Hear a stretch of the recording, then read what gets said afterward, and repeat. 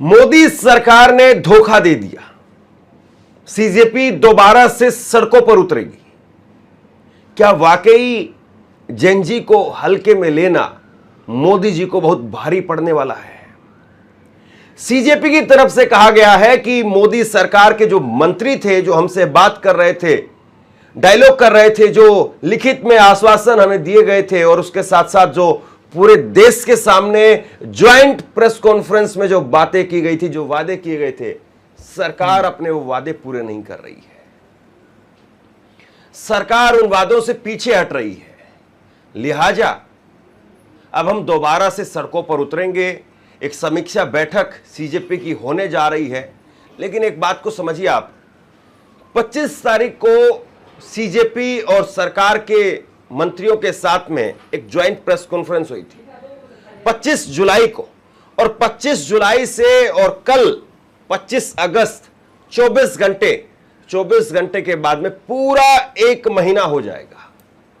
अगर एक महीने में सरकार को अभी भी जो वादे किए गए थे 1 करोड़ रुपए मुआवजा देने का, जो केस थे वो वापस लेने का, और उसके अलावा जो बाकी वादे थे, अगर एक महीने में सरकार सिर्फ इतना सा काम नहीं कर पा रही है, या एनटीए में जो रिफॉर्म वाले मामले हैं, मसले हैं, वो तो खैर एक प्रोसेस का हिस्सा है, लेकिन कम से कम मुआवजा और केस वापसी और ये सारी चीजें जो अभी सुप्रीम कोर्ट में भी पेंडिंग है, और राहुल गांधी को उधर 7-8 घंटे बैठना पड़ा एक लड़के के लिए जिसमें पैलेट गन से उस लड़के को उसकी आंख जो चोटिल हो गई, उसके लिए 7-8 घंटे बैठना पड़ा।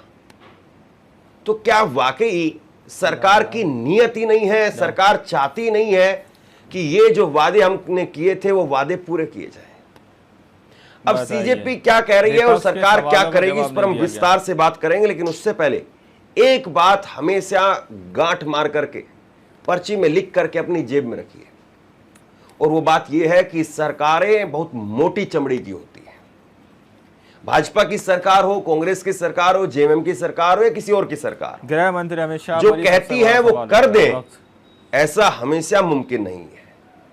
लिहाजा जिस तरीके से अभी सरकार की तरफ से जो वादा किया जा रहा है या वादा किया गया था, वो वादा अगर पूरा नहीं हो रहा है तो इसमें बहुत आश्चर्य वाली बात मेरे लिए नहीं है, क्योंकि सरकारें ऐसे ही करती हैं। लेकिन मेरे लिए आश्चर्य वाली बात यह है कि जिस प्रोटेस्ट ने, जिस आंदोलन ने मोदी जी को घुटने टेकने पर मजबूर कर दिया, पहली बार अपने शिक्षा मंत्री का इस्तीफा सड़क पर जो प्रोटेस्ट हुआ उसकी वजह से सरकार को लेना पड़ा। पहली बार नरेंद्र मोदी को अपने जीवन में पहली बार रात को 12 बजे उठ करके वर्टिकल मोड में वीडियो बनाना पड़ा। आप उस मूवमेंट को हल्के में ले रहे हैं और आपको लग रहा है कि साहब ठीक है, ये बच्चे थे, ये चले गए, और अब चले गए तो बात खत्म हो गई, रात गई सो बात गई। क्या इतना हल्के में आप बच्चों को ले सकते हैं? विपक्ष का एक अपने आप में प्रेशर है, और विपक्ष में राहुल गांधी किस तरीके से इस पूरे मूवमेंट को लीड कर रहे हैं वो एक अलग मसला है, और वो सरकार के लिए गले की हड्डी बन गया। लेकिन इसके साथ में सबसे बड़ा सवाल वो इस बात को लेकर के है कि भाई सरकार क्या सोच रही है। सोने नहीं देंगे, और ये 22 बच्चे थे जिनकी जान गई थी, और 22 बच्चों को 1-1 करोड़ रुपए की चेक पकड़ाना कोई बहुत मुश्किल काम नहीं है सरकार के लिए। आधे घंटे में सरकार जो है वो सिर्फ आधे घंटे के अंदर पाएंगे। सरकार चाहे तो पूरी प्रक्रिया वगैरह पूरा करके और आधे घंटे में चेक दी जा सकते हैं। ठीक है, मोदी जी को बुला करके और मोदी जी के साथ में बैठा करके अगर आपकी नीयत ये है कि हम उन बच्चों को जो है दिल्ली बुलाएं, उनके माँ बाप को, बच्चे तो खैर रहे नहीं अब, लेकिन उनके माँ बाप को, उनके परिजनों को हम दिल्ली बुलाएं और दिल्ली बुला करके और मोदी जी के साथ में बैठा करके फोटो खिंचवाई जाए और मोदी जी का धन्यवाद करते हुए, थैंक यू मोदी बोलते हुए वो लोग वापसी जाएं। हालांकि ऐसा होना नहीं चाहिए। सरकार को उनके दरवाजे पर जाना चाहिए, सरकार को उनके द्वार पर जाना चाहिए। और मोदी सरकार में इतने मंत्री हैं, जब अखबार रोजाना भरे पड़े रहते हैं सरकार के बयानों से, जब सरकार कह रही कि भैया जेएनजी से कनेक्ट करो, तो आप जाकर के अपने मंत्रियों को भेज करके उन तमाम युवाओं के घरों में जाकर के और ये 1-1 चेक 1-1 करोड़ रुपए का वो पकड़ा सकते हैं। लेकिन नियत चाहिए, और नियत नहीं है। लिहाजा 1 महीना हो गया है, अभी तक वो तस्वीर सामने नहीं आई है। अभी बहुत सारी जगह पर जो मामला है वो हटका हुआ है एफआईआर को लेकर के, बहुत सारी जगह पर सरकार सुप्रीम कोर्ट के अंदर जो है वो इस बात को स्वीकार नहीं कर रही है, या फिर सुप्रीम कोर्ट की तरफ से कहा गया कि भैया जो एफआईआर की लिस्ट है वो दीजिए, तो सुप्रीम कोर्ट को सरकार लिस्ट नहीं दे रही है। सरकार के जो वकील हैं वो लिस्ट लेकर के नहीं जाते हैं, एफआईआर की लिस्ट, और उसमें बताया गया कि 2800 के करीब हार्डकोर क्रिमिनल उसमें शामिल हुए थे। ये इतनी सारी बातें जो हम पहले भी डिस्कस कर चुके हैं, इतनी सारी बातें हैं, और जो बिल्कुल एकदम साफ साफ लोगों को समझ में आ रही है, जेनजी को समझ में आ रही है, सरकार को समझ में क्यों नहीं आ रही है? क्या सरकार जेनजी के मूवमेंट को ऐसे में समझ रही है कि ये फिर वापसी नहीं आ सकते हैं, इनको दिल्ली फिर बहुत दूर दिखाई देगी, बहुत मुश्किल काम था इनके लिए एक बार खड़े होना और दूसरी बार नहीं खड़े हो पाएंगे? इस देश में किसानों ने आपकी कमर तोड़ी थी, आप याद करिए। वो किसान 1 साल से ज्यादा वक्त तक सरकार की चौखट पर आकर के बैठ गए थे। 750 किसानों ने अपनी शहादत दी थी, और वो किसान, वो ट्रैक्टर फिर भी आ सकते हैं, लेकिन ये जो जेनजी है थोड़ा अलग किस्म का, ये बहुत एडवांस किस्म का है। और जेनजी जो है वो कब मुहिम शुरू करेंगे और कब जो है वो सैटरडे संडे प्लान करेंगे, और उसके बाद में किस संडे और किस सैटरडे को जो है वो आकर के दिल्ली पहुंच जाएंगे, और कैसे आप जेनजी को जो है वो देखेंगे, कैसे कपड़ों से पहचानेंगे? जेनजी की पहचान आप कैसे करेंगे?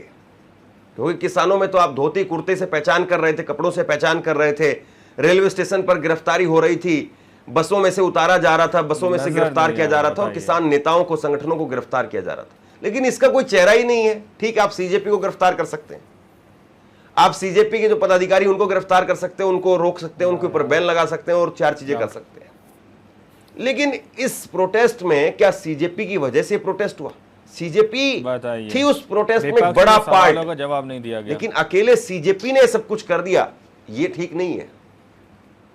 सरकार जो अभी भी हल्के में ले रही है, मोदी जी ने 2 मैसेज जरूर दिए। एक मैसेज दिया गया, और दोनों मैसेज दिए गए लाल किले की प्राचीर से। एक हार्डकोर मैसेज दिया गया और एक सॉफ्ट मैसेज दिया गया। हार्डकोर मैसेज था दिमागी नक्सल, कि भैया हम चार्ज हुआ था, जो आपसे जो है वो घबरा नहीं रहे हैं, हम आपसे टैकल करने का, आपको हैंडल करने का तरीका निकाल चुके हैं, और आपको हमने जैसे देशद्रोही, खालिस्तानी, पाकिस्तानी, ऐसे ही जो है दिमागी नक्सल एक खांचा तैयार कर दिया। जो सरकार में बैठे हुए लोग या सरकार के समर्थक लोग, अगर आप मुसलमान हैं तो पाकिस्तानी हो गए, सिख हैं तो खालिस्तानी हो गए, तो इसी तरीके से दिमागी नक्सल का खांचा और बना दिया गया कि भैया इसमें जो है डाल दो इन सबको, कि दिमागी नक्सल है। ये था हार्डकोर मैसेज मोदी जी का उन तमाम लोगों के लिए जो एग्रेसिव अप्रोच के साथ में सरकार के खिलाफ मोर्चे पर के लिए। और दूसरा था एक सॉफ्ट मैसेज, और वो सॉफ्ट मैसेज था 1 करोड़ युवाओं को हम उनको ट्रेनिंग देंगे एआई के जरिए। अब ये सरकार दरअसल समझ नहीं रही है या समझना नहीं चाहती है।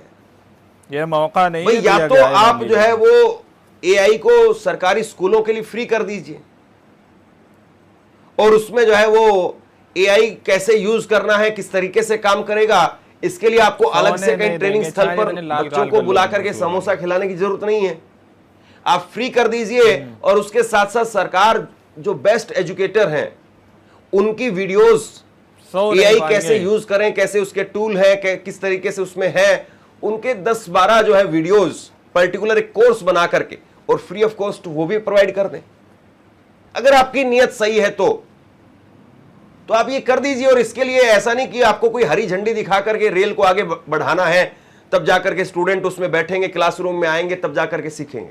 नहीं, अगर आपकी नीयत सही है तो आप ऑनलाइन जो है वो इसको एक बटन दबाइए और कहिए कि भैया हमने आज से जो है वो एआई पर्टिकुलर इस सेक्शन के लिए फ्री कर दिया है, और एआई कैसे काम करेगा, कैसे उसमें आप और सीखेंगे, कैसे उसमें और आगे आप अच्छा कर सकते हैं, बेहतर कर सकते हैं, इसके लिए हमने पर्टिकुलर ये फलां मास्टर जी हैं आपके, ये फलां टीचर हैं, ये फलां एजुकेटर है, और इनके जरिए जो है हमने एक्सप्लेन किया है और ये कोर्स हो गया। मामला खत्म हो जाएगा, बच्चे खुश हो जाएंगे कि हाँ वाकई मोदी जी ने कुछ किया। और दूसरा, अगर कोई बच्चा करना चाह रहा है, लेना चाह रहा है, तो आज के वक्त में आप यूं मान करके चलिए कि ये जो बच्चे हैं ये नेटफ्लिक्स का भी जुगाड़ निकाल लेते हैं, ये प्राइम वीडियोस का भी जुगाड़ निकाल लेते हैं, ये टोरंटो पर भी जाकर के जो है वो वीडियोस वहां पर भी देख लेते हैं। तो कोई बहुत भारी काम नहीं है। और ये सरकार जो कर रही है ये एआई ट्रेनिंग, वो भी कोई बहुत भारी ऐसा काम नहीं हो रहा है कि चलिए भैया उसके बाद में तो मोजा ही मोजा। एआई वैसे भी जो संपन्न है या फिर जो कर सकता है वो लेने की कोशिश कर ही रहा है और ले ही रहा है। अब ऐसे में सरकार कोई अलग से बहुत ज्यादा तीर नहीं मार रही है। लेकिन एक बात समझिए, 15 अगस्त से और आज 24 तारीख हो चुकी है, 10 दिन मोटे तौर पर हो गए हैं। अभी तक ना दिमागी नक्सल पर फिर से बात हो रही है, ना 1 करोड़ वो एआई की जो ट्रेनिंग थी उस पर बात हो रही है। सरकार जो है वो उसको भी, जो लाल किले की प्राचीर से दिया गया भाषण था, उसको भी भाषण के तरीके से ही काम कर रही है। भाई कम से कम ये एक रोड मैप होना चाहिए था, कोई आकर के बताता, शिक्षा मंत्री बताता या कोई और बताता कि भाई मोदी जी ने ऐसा कहा था, हम ऐसा करने जा रहे हैं और इसके लिए ये सब कुछ हो रहा है। कहीं कुछ हुआ है क्या? कहीं कोई प्रेस कॉन्फ्रेंस हुई है कि ऐसे ऐसे सरकार जो है इस प्लान को एग्जीक्यूट करने जा रही है, ऐसे ऐसे जमीन पर जो है इस पूरी परियोजना को उतारा जाएगा, इसमें इतना खर्चा आ रहा है और सरकार ने इस तरीके से इसमें यह किया? कुछ भी अभी तक उसमें काम ही आगे शुरू नहीं हुआ है। और दिमागी नक्सल वाला वो मामला भी उल्टा पड़ गया। सरकार के अपने सांसद वो सामने आकर के कहने लगे कि भैया जो बोल सकता है, जो लिख सकता है, जो पढ़ सकता है, वो दिमागी नक्सल हो सकता है। उन्होंने कहा कि कुछ प्रोफेसर हैं नजर नहीं जो ऐसे भाषण देते हैं, ऐसे लेक्चर देते हैं, कुछ ऐसे हैं, कुछ ऐसे हैं, कुछ ये हैं, कुछ ये है। तो भैया कुछ तो सरकार में बैठे हुए लोग भी हैं जो आतंकियों को जो है वो सरहद पार छुड़वाने का काम करते हैं। जाओ। कुछ तो ऐसे लोग हमेशा से रहे हैं, कुछ तो ऐसे सरकार में भी लोग रहे होंगे जो सरकार को ही गलत गाइड कर देते हैं। क्या सरकार को बंद कर देंगे? सवालों का क्या सरकार को कोई आप इस तरीके का बेढंगा नाम दे देंगे? कुछ लोग तो कहां नहीं होते हैं, कुछ लोग तो कहां पर नहीं होते हैं। हमारे घर में भी कुछ लोग हैं, आपके घर में भी कुछ लोग हैं। तो क्या हम अपने परिवारों को छोड़ दें? क्या हम अपने परिवारों को, अपने घर के लोगों को गलत नाम दे करके उनको दिमागी नक्सल ये वो फला फला बोल करके उनको खारिज कर दें? कुल मिलाकर के सरकार की जो एनर्जी थी वो एनर्जी सारी इसी तरीके से बिखरी हुई नजर आ रही है। और अब सीजेपी जो है वो भी सरकार के रंग ढंग देख चुकी है। सीजेपी को भी लगा होगा कि नहीं भैया प्रेशर है बहुत बोलेगा। सरकार ने इस्तीफा लिया है, मोदी जी 5-6 वीडियो बना चुके हैं और हर हाल में मोदी जी झुकेंगे और हर हाल में हमारी वादे जो हमसे किए गए उसको माना जाएगा। लेकिन मैं फिर कह रहा हूं, सरकारें जो बोले, सरकारें वो कर दें, तो फिर सरकार का नाम सरकार कैसे हुआ? सरकार का नाम तो सरकार वही है कि भैया सरकार सरकाती रहे, टहलाती रहे, आगे बढ़ाती रहे। ठीक है, करेंगे, देखेंगे, होगा, यकीन रखिए, शांति रखिए, ये तो मंत्रियों के शब्द होते पर्टिकुलर। स्थगित कर दी गई। इस जेब में करेंगे, इस जेब में देखेंगे, इस जेब में होगा, इस जेब में इंतजार करिए, ऐसी सी पर्ची डाल करके रखते हैं वो। और कोई भी जाता है सुबह से शाम तक, साहब हमारा वो मामला था, करेंगे, हमारा वो मामला था, देखेंगे, हमारा वो मामला था, शांति रखो, होगा, हमारा वो मामला था, अरे हमने बोल दिया है उनको, हो जाएगा, इंतजार मत करना, बस होने वाला है। तो सरकारें तो ऐसे बोलती रहती है। सीजेपी को भी लगा होगा कि नहीं प्रेशर है तो करना नहीं देंगे। लेकिन अब सीजेपी जो है वो अपनी कोर कमेटी करने जा रही, बैठक होने जा रही है, कोर कमेटी की बैठक होने जा रही है और उस बैठक के अंदर आगे के लिए फैसला जो लिया जाए। लेकिन एक बात आप मान करके चलिए, मोदी जी इस वक्त में एक ऐसी पिच पर हैं जहां पर वो बल्ले का रंग बदल करके, हेलमेट का रंग बदल करके या टी शर्ट का रंग बदल करके वो अपना विकेट नहीं बचा पाएंगे। मोदी जी को अगर अपना विकेट बचाना है इस पिच पर आकर के, तो बल्ले का, टी शर्ट का रंग बदलने से काम नहीं चलेगा। जो आपका तौर तरीका है उसको बदलना पड़ेगा। जिस तरीके से आप बल्लेबाजी कर रहे थे कि आउट होंगे तब भी एम्पायर जो आपको आउट नहीं होगा, आपको जो है आउट होने के बाद में भी एम्पायर आउट करार नहीं देता था, और उसके बाद में बल्ला जो है वो आपका इतना चौड़ा और विपक्ष का बल्ला इतना, वो मामला भी अब नहीं चलेगा। तो आपको जो है वो सिस्टम बदलना पड़ेगा। अब जिस सिस्टम पर आप चलते हुए आए हैं वो सिस्टम बदलना पड़ेगा। ये जो पिच है, ये सीजेपी की पिच है, ये जो पिच है ये जेन जी की पिच है, ये जो पिच है ये युवाओं की पिच है, ये जेन अल्फा की पिच है। जेन अल्फा वो स्कूलों में है, वो आगे आकर के चुनाव में वोट करेगा। जेन जी तो अब इस वोट तरीके करेगा ही के करेगा। हालात इस वक्त सरकार के हो चुके हैं। और ऐसे में विपक्ष में राहुल गांधी ने जिस तरीके से मोर्चा खोला हुआ है, 8 घंटे थाने में बैठने की बात हो या फिर छात्रों के गुंज के नाम से वो अलग अलग जगह पर लगातार प्रोग्राम करते जा रहे हैं, और सबसे बड़ा प्रोग्राम, सबसे आखिरी प्रोग्राम दिल्ली में होगा। तो ऐसे में सरकार के लिए बहुत मुश्किल एक तरीके से ये पूरा मामला हो रहा है। और जिस तरीके